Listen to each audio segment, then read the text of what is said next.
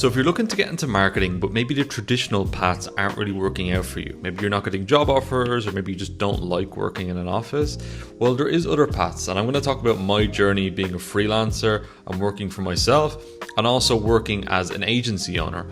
All the days I'd done from home with a lot of freedom, and I was paid very well for them. So my name is Cian. I owned a marketing agency which started off as a freelance business for myself, which I will talk about. The agency and freelance I ran for 4 years. I sold the agency after scaling up to $250,000 per year. I now teach people how to break into marketing roles. So I teach them through an academy called School. It's less than a coffee to join. I teach you all the tools you need to use, how to use AI, and how to get hired. But obviously in this case, we're not talking about getting hired, we're talking about becoming self-employed. So first of all, before we get into it, what is freelancing? Like, what is this route? What does it mean? And what does that look like on a day-to-day basis? So what freelancing is basically saying, I am a marketing business, I'm a marketing person, and you can pay me a certain amount to do your marketing for you. So I started off working with construction businesses. So typically you would pick a niche and you would niche down. So I pick construction, it can be healthcare, it can be therapists, it can be gyms, whatever you pick, you'll normally niche down to an area. So basically what I done was I would run Facebook campaigns, Google campaigns, you can do content, you can do email marketing campaigns, you can do LinkedIn, any avenue of marketing you can do, and doing it for a niche. So in my example, I was running Facebook ads for construction businesses. So let's say, for example, a solar business would have been one of my clients. I would get pictures and videos of their works, and I would advertise it out to about 2,000 to 5,000 people a day.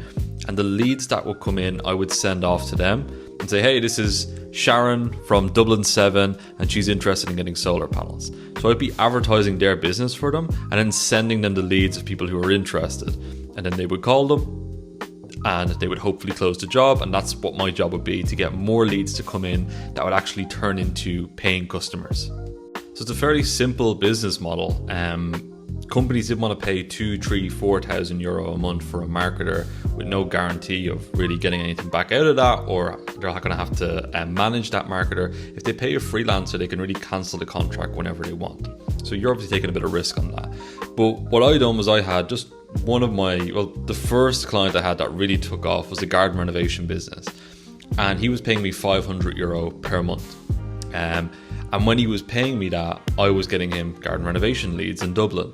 And he was closing about 15 to 20,000 euro per garden. And he was closing 2 to 3 of them through my ads. So doing that, he was generating upwards of 50,000 euro per month. And he was only paying me 500 a month for that. So you're probably asking, why did I charge more? But I was pretty happy with that and keeping him on as a client. Like, I had him as a client for 2.5 years. And he was loyal to me, and we have pictures together and we have video testimonials and reviews from him, which helped me get more clients. So when you start to get a bit of a reputation in an industry, you do get people to pay you more and you get more clients to come through. So over the course of about a year, I managed to bring in about 12 clients paying me about 500 each, which is about 6,000 euro a month before taxes. So that's a really good living. Like, that's 72,000 euro per year, working on my own. I don't have a boss. I could travel as much as I wanted. Obviously all sounds great, and I'm not here to be I'm not going to be selling you a dream here, because it wasn't a dream. It's not that easy. I have spoken this week and last week with 2 different people who are looking to get into freelancing, and I've been doing it for a couple of months, and they're at like one client. I think one of them was at one client and one of them had no clients. So it wasn't that easy, and they were doing very similar things to what I was doing. So here is the hard truth of freelancing, and you need to know this before you really make a decision to go into it. You need to be good at nearly everything. Like, luckily for me, I quite a decent skill base all across the board, as in, like, I was pretty okay at sales, I was pretty okay at marketing, I was okay talking, I was good dealing with clients. I wasn't great at anything, but I was kind of just okay at everything, which helped me out a lot. If you're really, really good at marketing, but you're not really good at sales, it's just not going to work for you. You're better off going into a job. So you do need to be good at everything. And that starts with sales. You're going to need to reach out to people. Like the 2 people I was speaking with were cold calling.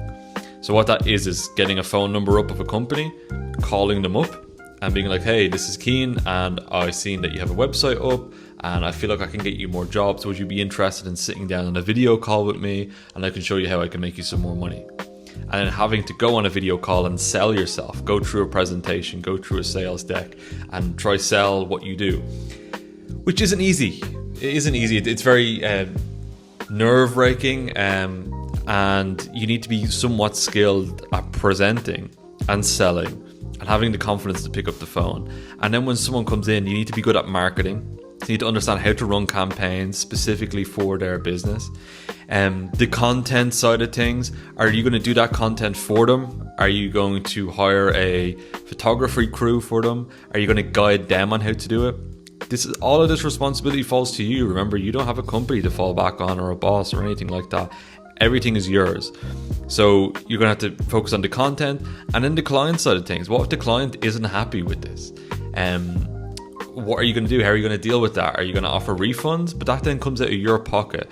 So there's a lot of risks in that way, and that's why it may not work out for you. And you need to understand that as well, because nothing is going to be that simple to make that much money and to have that much freedom. It's obviously going to be a bit of work, but it is a great life. Like, I earned a lot of money. I have like a lot of my savings I have now, I earned through that time.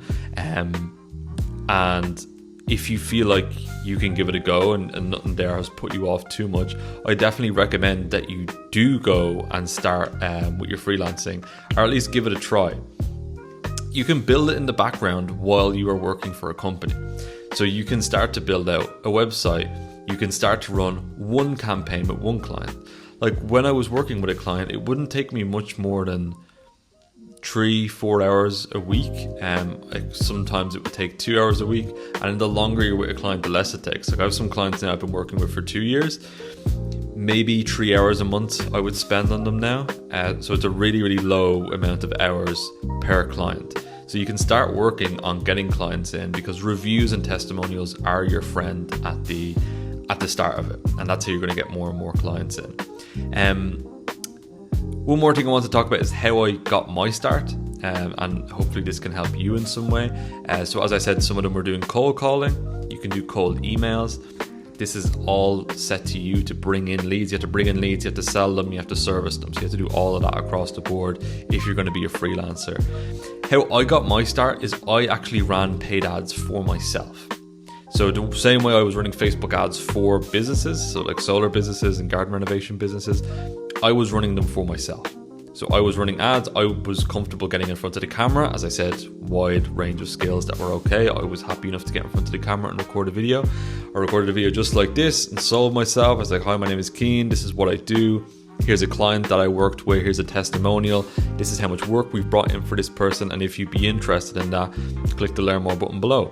Another risk with that, you need to invest your own money. I was putting between 10 and 20 euro a day at the start into the ads that I was running for myself. So that allowed me to not do as much cold calling, not spending as much time on outreach. And I was getting people who were interested. So I was kind of filtering through people who weren't interested. And mainly my sales time was spent with people who was interested in actually working with me.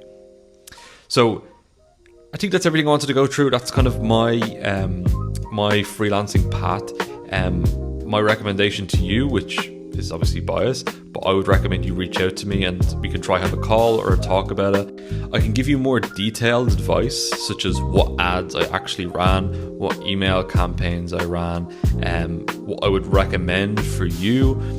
I can give you exact advice on when this client was unhappy with this is what I done. I can give you recordings of sales calls that I've done and give more exact advice to your situation and what I'd actually recommend you do.